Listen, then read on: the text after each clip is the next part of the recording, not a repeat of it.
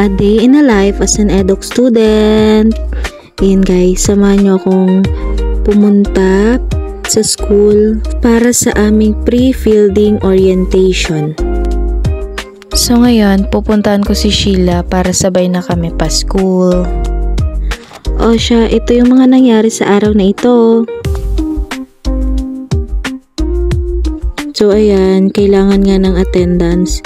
Kaya ito, nagkukulitan muna kami dito ng isa kong kaklase na si Catherine. Ayan.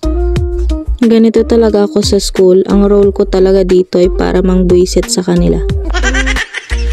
Pero okay lang kasi sanay din naman sila sa akin.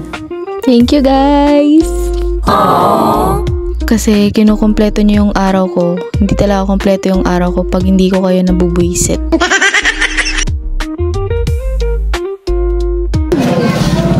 Main character siya. Ako secretary.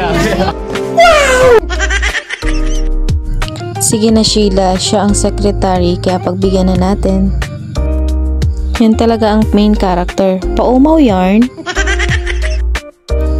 Ayan na din yung mga iba kong kaklase na magpipirma din sa attendance kasi bilang 4th year student, attendance is a must.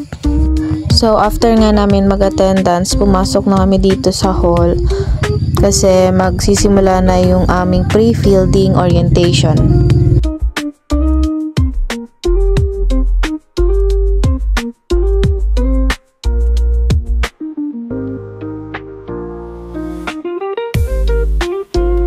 Wow! Grabe naman talaga ang pagpanggap nitong babae. Kunwari, nakikinig talaga dyan siya sa lecture. Pero mamaya, aantukin na yan. So, after nga ng orientation namin kanina, nagsimula na din i-announce sa amin kung saan ba kami dapat mag-observe. Kasi part talaga to ng 4th year. Kailangan muna naming dumaan sa observation bago kami mag-practice teach. Ayan, kabado 20 pa dyan. Hindi pa kasi namin alam kung saan ba kami dapat mag-observe. Scary naman kasi kung malapit lang ako dito sa high school tapos ma-assign ako dun sa malayo. Pero thank God, nandito pa din kami sa malapit.